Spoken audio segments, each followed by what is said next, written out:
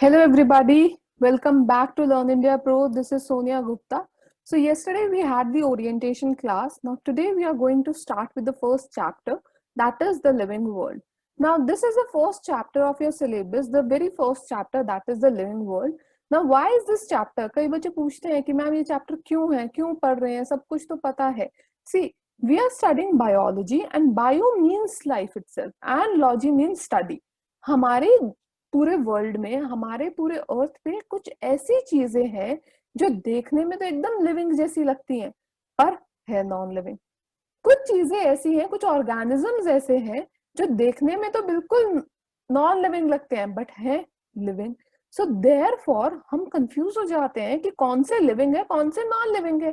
कि दिखने में तो लिविंग जैसे हैं, पर है नॉन लिविंग. एग्जाम्पल देती हूँ, जैसे प्लांट्स. प्लांट्स कहीं मूव नहीं करते, वो अपनी जगह पे वैसे ही रहते हैं. जो मूवमेंट शो भी करते हैं, that is basically due to the wind flow और द वाटर, किसी दूसरे एक्सटर्नल फैक्टर की वजह से शो करते हैं, राइट. तो वहां पे प्लांट्स जो हैं हमें कैसे दिखते हैं, हमें वो नॉन लिविंग जैसे दिखते हैं. हम कभी भी चलते फिरते किसी भी प्लांट का पत्ता तोड़ देते हैं. हम कभी भी ये बिलीव नहीं करते कि वो लिविंग होगा. जब कोई इंसान सामने से जा रहा हो या कुछ भी जा रहा हो, हम ऐसे किसी का हाथ तोड़ देते हैं क्या? नो. बट लीव्स तो हम बड़े इजीली तोड़ देते हैं, जस्ट बिकॉज कि हमारे माइंड में कहीं ना कहीं हमें ऐसा लगता है कि वो नॉन लिविंग है, राइट. But actual में plants are living. We all know this. Next thing is robots. Robots, certain toys, they exactly move. वो move करते हैं plants के sorry humans के जैसे, हमारे जैसे movement show करते हैं, तो हमें लगता है living है. But actual में जब पता लगता है कि ये तो non living है. So therefore there are certain criteria जहां हम living और non living के बीच में जो difference है वो पता लगना बहुत जरूरी है.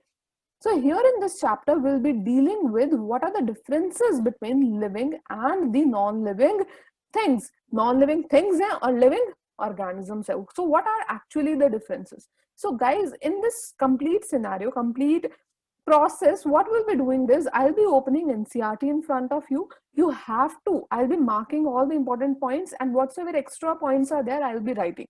So you have to keep on writing. You have to have your NCERTs along with you when you are reading these chapters. Okay, so let's begin with what is living. Now NCERT में एक बहुत अच्छे words use किए हैं to describe what are living organisms.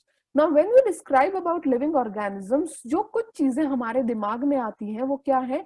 That living organisms, they show growth, they show reproduction, they have ability to sense their environment and they mount a suitable response. ये सारी चीजें हमारे दिमाग में आती हैं कि लिविंग ऑर्गेनिजम्स ग्रोथ शो करते हैं, वो रिप्रोडक्शन शो करते हैं, they have the ability to sense our environment. हमारे आसपास जो भी चीजें हो रही है हमें वो पता लगती है, राइट. नेक्स्ट इज, जब हम उन्हें सेंस करते हैं उसके अकॉर्डिंग हम एक सुटेबल रिस्पॉन्स भी जनरेट करते हैं. So therefore these are the main factors. इसके अलावा भी और भी फैक्टर्स हैं which are very important to tell you कि लिविंग ऑर्गेनिजम्स क्या है.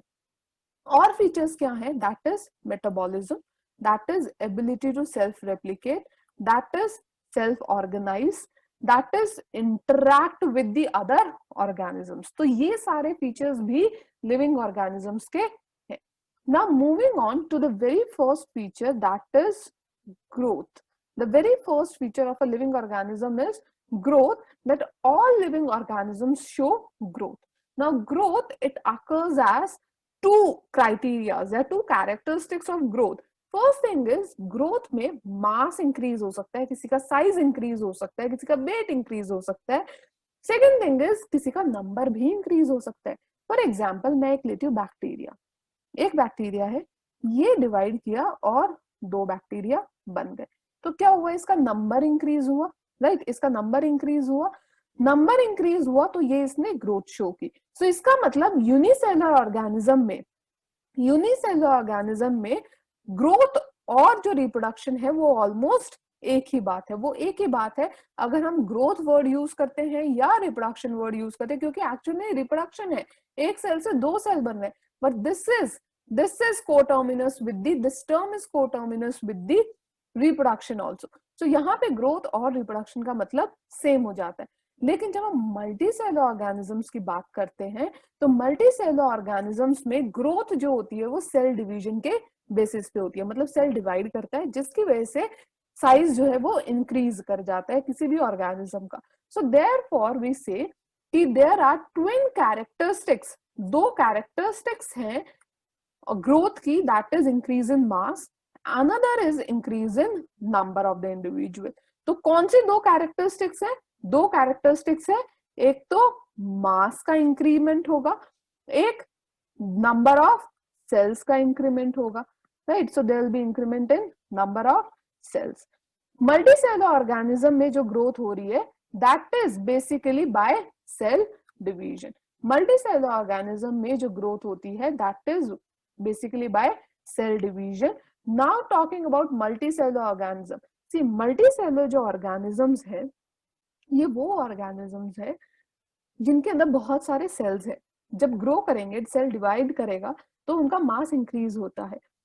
लेकिन कुछ ऑर्गेनिजम्स ऐसे होते हैं जिनमें ये जो इंक्रीमेंट है, जो ग्रोथ है, ये पूरी थ्रू आउट देयर लाइफ चलती रहती है। फॉर एग्जाम्पल प्लांट्स, प्लांट्स के आप कोई ब्रांच, कोई लीफ तोड़ दो, क्या होगा? नहीं आ जाएगी। अगर ह्यूमंस की कोई उंगली तोड़ दूं मैं तो वो नहीं आएगी, राइट? तो इसका मतलब कि एनिमल्स में जो ग्रोथ है ये एक लिमिटेड टाइम पीरियड के लिए, ये कुछ ही टाइम के लिए होती है, उसके बाद ये रुक जाती है, right? So you have the determinant factor कि यहां तक होगी, इसके बाद ये ग्रोथ नहीं होगी। लेकिन कॉन्ट्ररी टू दिस, प्लांट्स में जो ग्रोथ है वो बहुत अनलिमिटेड, आप प्रिडिक्ट नहीं कर सकते कि कब तक ये ग्रोथ चलेगी, यू कैन नॉट प्रिडिक्ट कि कब तक ये ग्रोथ चलेगी और किस टाइम पे आके रुक जाएगी। सो देयरफॉर यू से कि growth, in case of growth, it can be of two types. From here you have to write this in your notebooks, or there is lots of margin besides the text in NCERT, so you can write over there also. So growth in case of organisms, there are of two types. What are the two types? One is open growth, another is closed growth. एक जो है वो open growth है, दूसरी जो है वो closed growth है। ओपन ग्रोथ वो ग्रोथ है जो हर time throughout their life time चलती रहती है। Okay, it means this is determinate और indeterminate. It is indeterminate growth, मतलब आप इसको डिटरमाइन नहीं कर सकते कि कब तक ये चलेगी। क्लोज्ड ग्रोथ जो है वो डिटर्मिनेट ग्रोथ है, मतलब आप इसको डिटरमाइन कर सकते हो कि ये कब तक जाएगी, एक टाइम पीरियड है इसका, तब तक ये चलेगी। सो डिटर्मिनेट ग्रोथ जो है वो किन में देखने को मिलती है? Determinate growth is seen in case of animals, while the indeterminate growth is seen in case of plants. Plants में देखने को मिलती है। ओके, सो प्लांट्स में जो ग्रोथ है it occurs continuously throughout their life span. See simultaneously I am explaining also, I am marking in NCERT also, so better if you guys also mark in NCERT simultaneously. Next is animals में जो growth है वो क्या है? Certain age तक है।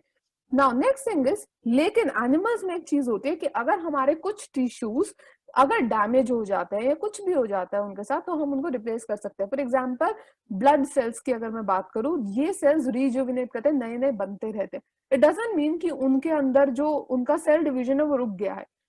Certain tissues are there which keeps on dividing, there are certain tissues at the same time जो divide नहीं करते हैं, जैसे हमारे हार्ट सेल्स, जैसे हमारे न्यूरॉन्स, ये डिवाइड नहीं करते, राइट?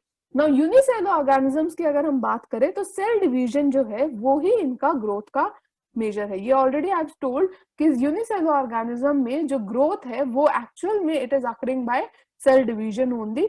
आप सिंपली नंबर काउंट करिए कि कितने माइक्रो ऑर्गेनिज्म है माइक्रोस्कोप पे, तो पता चल जाएगा कितनी ग्रोथ हुई है, उसका ग्रोथ रेट क्या है। Now in case of higher organism, very important line which most of the students they fail to understand is that growth in case of higher organisms like plants, higher plants and animals, growth और जो reproduction है ये mutually exclusive events है। Mutually exclusive events कौन से होते हैं बच्चों? वो इवेंट्स जो कभी एक साथ नहीं होते, या तो एक होगा या दूसरा होगा। मतलब क्या हुआ कि ग्रोथ और रिप्रोडक्शन म्यूचुअली एक्सक्लूसिव का मतलब हुआ कि या तो ग्रोथ होगी या रिप्रोडक्शन होगी। इसका एक छोटा सा सिंपल सा एग्जांपल है। Suppose there is a human baby, okay, there is a human baby.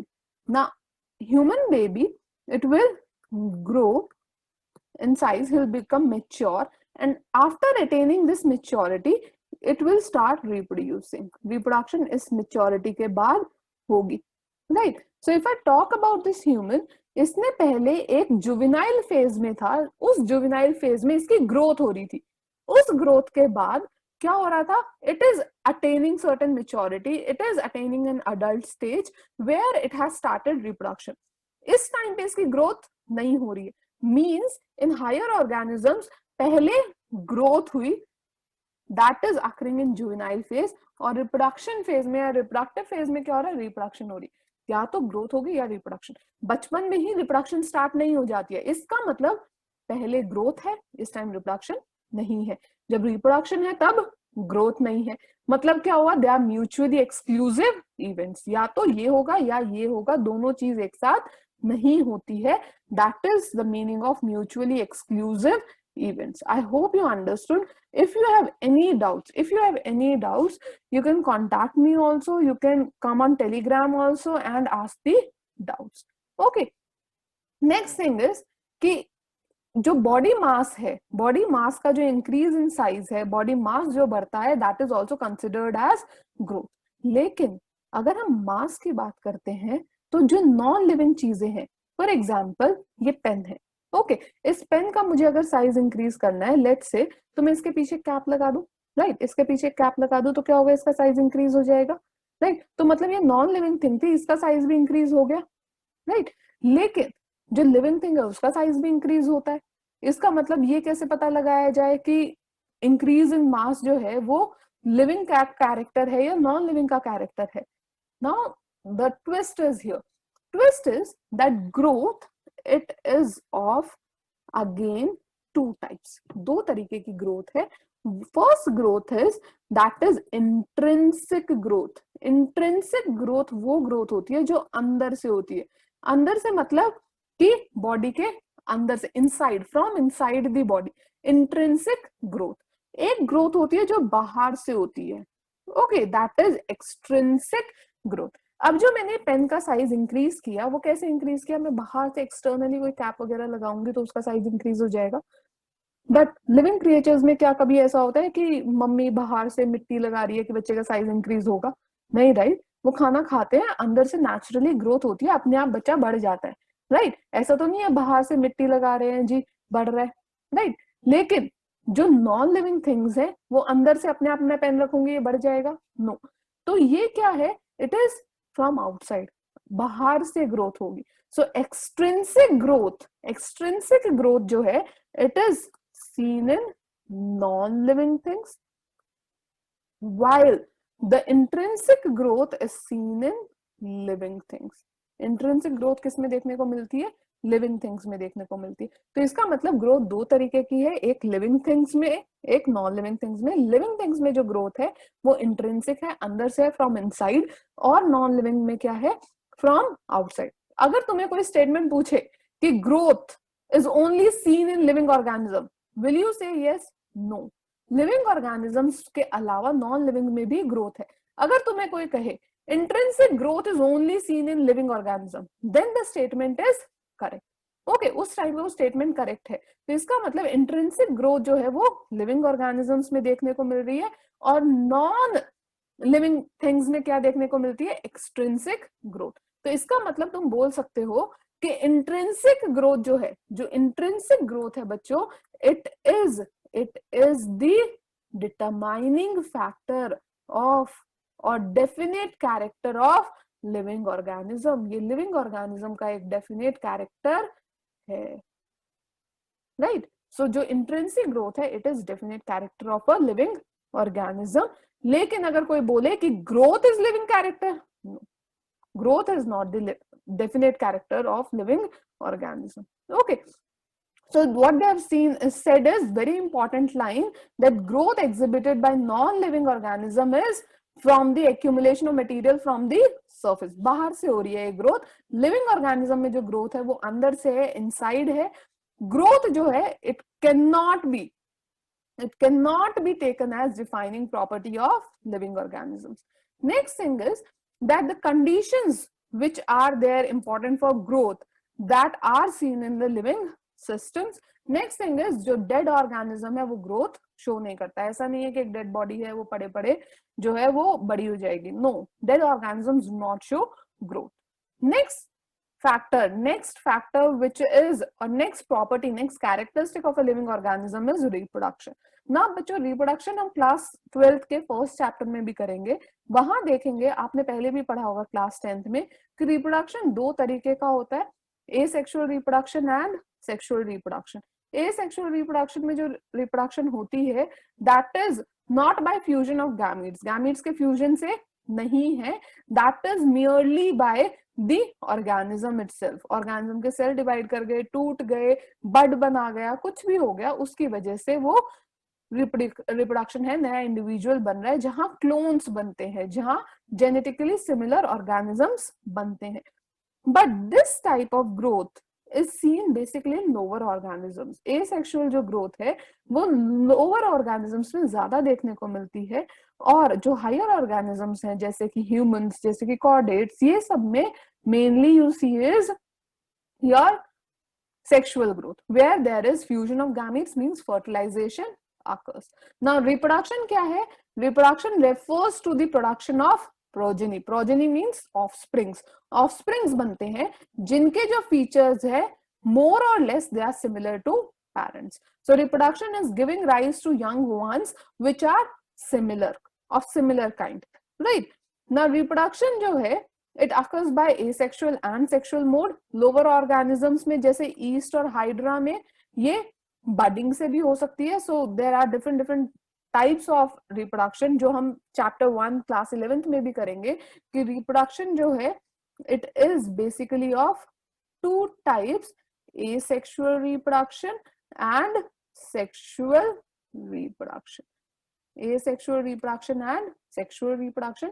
asexual reproduction की भी अलग अलग टाइप्स है, जैसे कि बडिंग, उसके अलावा जैसे कि fragmentation. Fragmentation is also a type of asexual reproduction, right. उसके अलावा इवन कुछ ऑर्गेनिज्म स्पोर्स भी बनाते हैं, that is also a type of asexual reproduction, जैसे कुछ फंगस बनाते हैं, राइट. फिर उसके अलावा और क्या हो सकता है? There can be binary fusion, there can be multiple fusion. तो these all are the different types of asexual reproduction जो हम डिटेल में करेंगे क्लास 12th के फर्स्ट चैप्टर में. यहाँ पे बडिंग का example is yeast and hydra. Planaria it grows by और it reproduces by true regeneration. True regeneration का मतलब क्या हुआ बच्चों, कि अगर ऑर्गेनिज्म की बॉडी किसी वजह से टूट जाती है तो जितने भी पार्ट्स हैं वो सारे एक एक ऑर्गेनिज्म बना देंगे. They all will reproduce. Now this is in contrast with the lizard.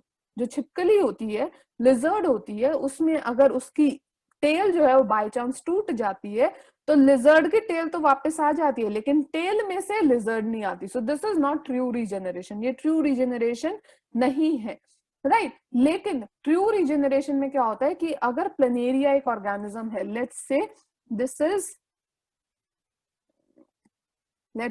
Is planaria, right. Now planaria एक ऑर्गेनिज्म है, अगर इसके पार्ट्स टूट जाते हैं तो हर एक पार्ट से एक नया प्लेनेरिया आ जाएगा. This is true regeneration. So fragmented part, planaria is a flatworm where true regeneration is shown, where जो fragmented organism है वो regenerate करता है उसका lost body part. इसके अलावा fragmentation होती है जो फंगस में देखने को मिलती है. fungi, filamentous algae, protonema of mosses, they also multiply by fragmentation. ये तीनों के तीनों fragmentation से multiply करते हैं. इसके अलावा यूनिसेलुलर ऑर्गेनिजम्स जैसे कि bacteria, amoeba, they simply reproduce by dividing the cells. तो यहाँ पे इंक्रीज इन नंबर जो है वो सिनोनिमस है उसके ग्रोथ के. सो ग्रोथ और रिप्रोडक्शन एक ही बात है, सिनोनिम्स हैं इनके केसेस में. नेक्स्ट थिंग इज कि अगर हम सिंगल सेल ऑर्गेनिजम्स की बात करते हैं तो हम जो टर्म्स हैं ग्रोथ और रिप्रोडक्शन ये एक ही मतलब होता है, तो हम कंट्रारी में यूज कर लेते हैं, एक दूसरे को सिनोनिमस यूज कर लेते हैं. नेक्स्ट थिंग इज दैट कुछ ऑर्गेनिजम्स ऐसे होते हैं जो इनफर्टाइल होते हैं, जैसे कि इनफर्टाइल कपल्स. अगर किसी को बच्चा नहीं हो पा रहा है, will you say them they are non living, इनके अंदर जान नहीं है? दे आर लिविंग, ये भी लिविंग ऑर्गेनिजम्स हैं. Okay, so they are also living organism. So you don't say कि इनफर्टाइल जो कपल्स है वो लिविंग ऑर्गेनिज्म है. For example, another example can be mule. Mule क्या होता है बच्चों? अगर आप डंकी और हॉर्स की ब्रीडिंग, दो अलग अलग स्पीशीज को ब्रीड करवा के कोई ऑर्गेनिज्म बनाते हो, that is here in case of donkey and horse is mule. Okay, इस हाइब्रिड जो बना ये है म्यूल. लेकिन म्यूल जो है वो आगे रिप्रोड्यूस नहीं कर सकता, वो आगे अपने जैसे ऑर्गेनिजम्स को बना नहीं सकता. It is infertile. इसका एक और एग्जाम्पल है हनी बीज में. जो मेल वर्कर बीज होती है ये भी स्टेराइल होती है. तो इसका मतलब ये तो नहीं है कि ये जिंदा नहीं है, इसका मतलब नहीं है, राइट? सो इसका मतलब कि रिप्रोडक्शन जो है वो भी डिफाइनिंग कैरेक्टर नहीं है लिविंग ऑर्गेनिज्म का. रिप्रोडक्शन को आप ये नहीं बोल सकते कि हर एक लिविंग ऑर्गेनिज्म में होगा, because we have certain examples जहां लिविंग ऑर्गेनिजम्स तो हैं बट वो रिप्रोड्यूस नहीं कर रहे. For example mule, sterile worker bees, infertile human couples, they do not reproduce yet they are living organisms. So therefore you say कि reproduction also cannot be all inclusive defining characteristic of a living organism. Next, moving on to the third characteristic, that is metabolism. What is metabolism guys? Metabolism क्या होता है? जब हमारे अंदर जितने भी chemical reaction है, सी हमारी बॉडी में इतने सारे केमिकल रिएक्शंस होते हैं, कोई चीज टूटती है, कोई चीज बनती है, राइट? तो हर टाइम कोई ना कोई केमिकल रिएक्शन हमारी बॉडी में हो रहा है. The set of all these chemical reactions which are actually taking place in our body is called as metabolism. अब ये जो reactions हैं कुछ चीजें तोड़ते हैं. मीन्स अगर मैं मेटाबॉलिज्म की बात करूं, so there are certain reactions which make something, which construct something, or you can say which synthesize something.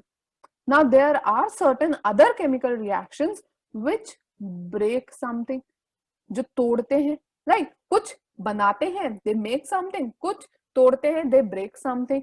जो तोड़ते हैं you can call them as destructive reactions. Now the set of chemical reactions which are destructive in nature, they are categorized under catabolic reactions. ये reactions कैसे हैं? Catabolic reaction. जो बनाते हैं कुछ, they are anabolic reactions. ये क्या है? Anabolic reactions. So all the chemical reactions which are taking place, they are converting some of the reactant to some other product. जो constantly ये reactions चलते रहते हैं, they are called as metabolic reactions or the chemical reactions. ये जो reactions हैं, हजारों reaction एक time पे हमारी body में चलते रहते हैं, whether they are living unicellular organism or multicellular organism, सब में chemical reactions होते हैं, कुछ ना कुछ chemical reaction होता ही रहेगा. तो मेटाबॉलिज्म सब में हो रहा है. ओके, कोई भी ऐसा लिविंग ऑर्गेनिज्म नहीं है जहां मेटाबॉलिज्म ना हो. ओके, और कोई भी ऐसा नॉन लिविंग ऑर्गेनिज्म नहीं है जहां मेटाबॉलिज्म हो. तो no non living object exhibit metabolism. Metabolism किसी नॉन लिविंग चीज में अपने आप से नहीं होता रहता. नाउ बच्चों यहाँ पे एक और चीज है. क्या चीज है? अगर कभी आपने रिएक्शन सुना हो कि सलाइवा टेस्ट करते थे, तो सलाइवा में क्या करते थे कि आप एक टेस्ट ट्यूब में कोई भी शुगर, माल्टोज या कुछ भी डाल दो और उसमें सलाइवा डालते थे. तो क्या होता था? वहां केमिकल रिएक्शन होती रहती है टेस्ट ट्यूब के अंदर, राइट? अब ये जो रिएक्शन है ये एक्चुअल में क्या है? It is a living reaction. ये लिविंग ऑर्गेनिजम्स में होनी चाहिए. It is a living reaction, but आप कर कहाँ रहे हो इसे? एक टेस्ट ट्यूब में. मतलब test tube is not a living thing, right? Test tube में अगर आप कोई रिएक्शन करते हो, यहाँ पे ये है तो लिविंग रिएक्शन, क्योंकि आपने इसमें लिविंग जो एंजाइम्स है ये यूज किए, सलाइवा यूज किया, लिविंग कंपोनेंट यूज किया है, राइट? लेकिन आप इसको एक नॉन लिविंग एनवायरनमेंट में, एक लैब कंडीशन में, इन विट्रो कंडीशंस में आप इसे कर रहे हो. सो ये जो मेटाबॉलिज्म है, इस चीज में आप क्या बोलोगे? It is neither a living thing और a non living feature. Okay, तो जो ये it is very important line, the isolated metabolic reaction. Isolated मतलब जो बाहर लैब कंडीशन में हो रहे हैं. जो आइसोलेटेड मेटाबॉलिक रिएक्शन है which are happening outside the living body, outside the organism, they are performed in the test tube, ना तो ये लिविंग है और ना ही ये नॉन लिविंग है। ओके, तो इसका मतलब लिविंग थिंग्स जो है, लिविंग थिंग्स मेटाबॉलिज्म शो करती हैं, तो therefore metabolism is the defining feature of living organisms without any exception. इसके अलावा सारे के सारे लिविंग ऑर्गेनिजम्स में केमिकल रिएक्शन होने के लिए एटलीस्ट एक सेल होना जरूरी है, एक सेल तो हो। ओके, जैसे वायरसेस है, viruses they are non living outside but living inside the host cell. क्यों बोल रहे हैं? क्योंकि एक सेल होना बहुत जरूरी है। अगर किसी के पास सेल नहीं है, वो लिविंग के कैरेक्टर, वो मेटाबॉलिज्म नहीं कर पाएगा। तो इसका मतलब वायरस जो है, it is a link between living and non living, it is considered as a connecting link between living and non living. तो लिविंग उसे कब माना जाएगा? जब वो सेल के अंदर, मतलब जब वो एक सेल गेन कर लेता है, तब वो लिविंग की कैटेगरी में आ जाता है। सो देयरफॉर वी से कि सेलुलर ऑर्गेनाइजेशन जो है वो भी बहुत जरूरी है एक लिविंग फीचर के लिए, right. Next feature is about the consciousness. Consciousness का मतलब क्या होता है बच्चों? Awareness, awareness regarding your surroundings, sensing, ability to sense your surroundings, that is consciousness। तो कॉन्शियसनेस सब लिविंग ऑर्गेनिजम्स में होती है। अचानक से टेम्परेचर चेंज हो जाए, अचानक से ठंड हो जाए, तो क्या करते हैं हम? शिवरिंग करने लगते हैं। गर्मी हो जाए, स्वेटिंग करने लगते हैं। कोई साउंड आ रही है, हमारे ब्रेन तक जाती है, कुछ रिस्पॉन्स कभी होता है, कभी नहीं भी होता है। तो ये सारे क्या है? कॉन्शियसनेस। हम अपने एनवायरमेंट के एक्सटर्नल स्टिमुलस को जब रिस्पॉन्ड करते हैं, स्टिमुलस मतलब वो सिग्नल, जब उसको रिस्पॉन्ड करते हैं, कुछ रिस्पॉन्स जनरेट करते हैं, that is your consciousness, right ना। ये जो सिग्नल है, ये जो स्टिमुलस है, ये फिजिकल स्टिमुलस भी हो सकता है, it can be in the chemical form, it can be in the biological form, कुछ भी। इवन प्लांट्स रिस्पॉन्ड करते हैं। आपने सनफ्लावर देखा होगा, लाइट की डायरेक्शन में बोलते हैं, चलता है, राइट। तो ये क्या है? टच मी नॉट प्लांट है, टच करते ही लीव्स को श्रिंक कर लेता है। तो क्या है? ये भी रिस्पॉन्ड करे एक्सटर्नल फैक्टर्स को, लाइट, वाटर, एयर, टेम्परेचर, इन सबको रिस्पॉन्ड करते हैं। पॉल्यूटेंट्स को रिस्पॉन्ड करते हैं। लाइकन्स, पॉल्यूशन में तो ये पैदा ही नहीं होते। Lichens, they are the symbiotic association between living and non living organism. जहां पॉल्यूशन होता है, they are not found there, यहाँ पे ग्रो नहीं कर पाते, means they are responding to pollution, right. तो प्रोकैरियोटिक, यूकैरियोटिक ऑर्गेनिज्म सब जो है लिविंग, सब लिविंग ऑर्गेनिज्म ज्यादातर कॉन्शियसनेस शो करते हैं। लेकिन ह्यूमन बीइंग्स कैसे होते हैं? ह्यूमन बीइंग्स को अपने बारे में भी पता होता है, हमें अपनी कॉन्शियसनेस भी होती है, हमें अपने बारे में भी पता होता है। So human beings are the only organism, very important line, we are the only organism who are aware about ourselves also, that means we show self consciousness, हम self consciousness शो करते हैं। बाकी सारे ऑर्गेनिजम्स कॉन्शियसनेस शो करते हैं। So therefore consciousness is the defining feature of और defining property of living organism.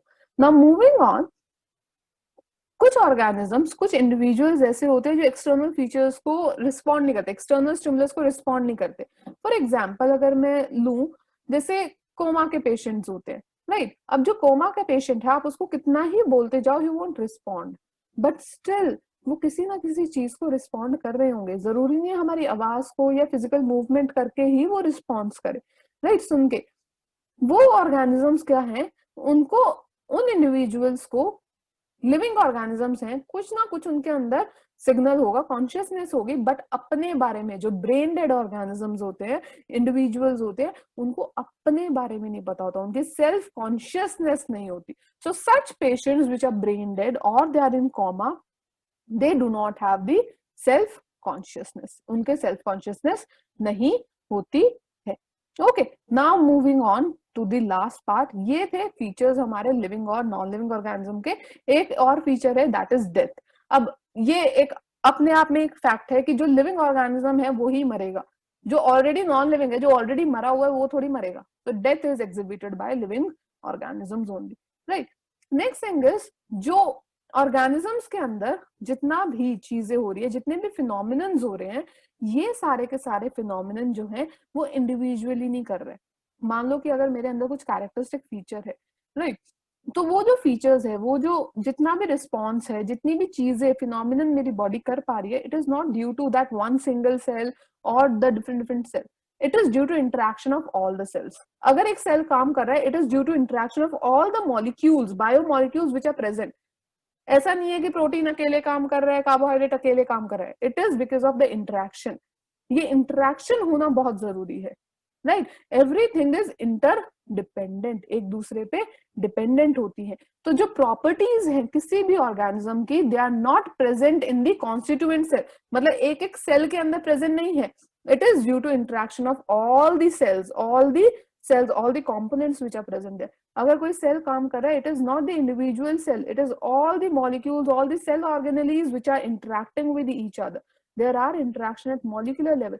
Her level पे कोई ना कोई इंटरेक्शन होगा, तभी ये ऑर्गेनाइजेशन बनेगी. फॉर एग्जाम्पल बायोमोलिक्यूल्स, ये हमने ओरिएंटेशन क्लास में भी किया था. Biomolecules will form cells, cells will form tissue, tissue will form organ, organ will form organ system, and organ system will form organism. Now means this complete is interaction between all the individual organisms, right? Next comes, so it is very important line, that properties of a tissue are not present in the constituent cells but arise as a result of interaction among the constituent cells. Similarly, properties जो है cellular organelles की, they are not present in the molecular component, rather it is the interaction of all the cell organelles or the components which are present over there. तो इसका मतलब this is true hierarchy of organizational complexity at all the levels. Next is living organism की definition. छोटी सी definition है that living organisms जो है they are self replicating. Important words हैं, ध्यान से सुनना. सेल्फ रेप्लिकेटिंग, खुद का रेप्लिकेशन मतलब नए ऑर्गेनिज्म बना सकते हैं, इवॉल्व करते हैं, थोड़े थोड़े चेंजेस आते हैं जिसको हम एवोल्यूशन बोलते हैं, अपने आप को रेगुलेट भी करते हैं. सेल्फ रेगुलेटिंग इंटरैक्टिव सिस्टम जो कि कैपेबल है किसके, of responding the external stimulus. यही सब चीजें जो है it has created the story of life on the earth. अगर ऑर्गेनिजम्स नहीं होते, अगर ये इंटरेक्शन नहीं होता तो ऑर्गेनिजम्स नहीं होते, ऑर्गेनिजम्स नहीं होता तो हम सब जो आज देख रहे हैं अपने आसपास ये सब नहीं होता. So this is all due to all such interaction. This is due to presence of all the organisms which are thriving on this planet, right? So these are the characteristics of living and non-living organism. These organisms create your present. They were in the past and there will be certain modification in the future, but living organisms will be there. Okay, so this is the difference between living and non-living organism. These were the characteristics of living organisms. The main characteristics can be metabolism, it can be cellular organization, it can be consciousness. Others like growth, reproduction, they are the non-defining features, or you can say not definite features of the living organism. So with this, I finished the today's session. Now tomorrow we'll be seeing what all is the diversity in the living world and how do we name them, how do we study them, how do we classify them. Okay, if you have any doubts, you can just tell me on Telegram. Rather, if you want notes or something, you can just connect us on the Telegram channel. Okay, so with this, I end the session. Thank you so much and we'll meet in the next session.